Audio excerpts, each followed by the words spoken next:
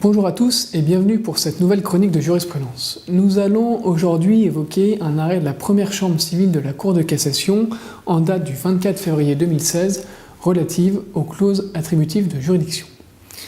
Dans cet arrêt, un franchisé assigne son franchiseur en nullité du contrat de franchise sur le fondement de l'absence de cause et du dol. Le franchisé porte son action devant le tribunal de Strasbourg en application des règles de compétence de procédure civile de droit commun. Pour sa part, le franchiseur conteste la compétence du tribunal de Strasbourg et sollicite que soit désigné comme compétent le tribunal de Barcelone en application de la clause attributive de juridiction stipulée au contrat. Pour rappel, une telle clause ne peut être appliquée que pour les cas visés dans la clause elle-même.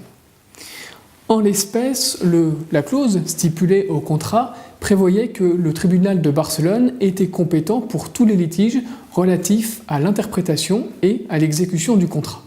Cette clause ne visait donc pas les conditions de formation du contrat. La Cour d'appel de Colmar, dans son arrêt, constate que la demande de nullité du contrat a pour objet d'apprécier les conditions de formation du contrat qui ne sont pas visées dans la clause attributive de juridiction. Elle considère donc qu'il n'y a pas lieu d'appliquer cette clause.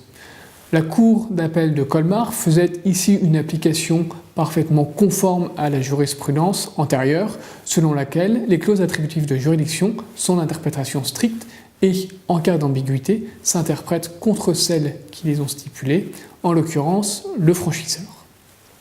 Cette position n'avait donc rien d'innovant. Et pourtant, la Cour de cassation, saisie sur pourvoi du franchisé, casse l'arrêt d'appel. Elle lui reproche en effet d'avoir écarté l'application de la clause attributive de juridiction au motif que cette clause donne, en des termes généraux, compétence au tribunal de Barcelone sans distinguer l'objet de la demande. Elle considère donc qu'il y avait lieu d'appliquer cette clause. Cette décision a probablement été motivée par l'argument du pourvoi, le franchisé indiquant qu'il a sollicité la nullité du contrat du fait de l'impossibilité pour lui d'en poursuivre l'exécution.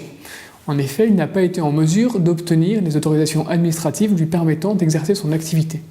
Il faisait ainsi le lien avec l'exécution du contrat et sollicitait donc l'application de la clause.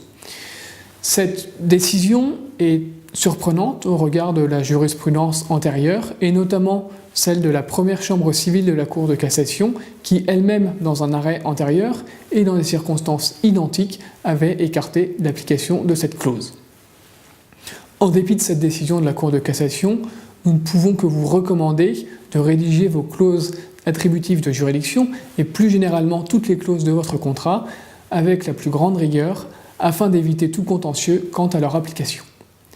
Je vous remercie et à bientôt pour une nouvelle chronique de jurisprudence.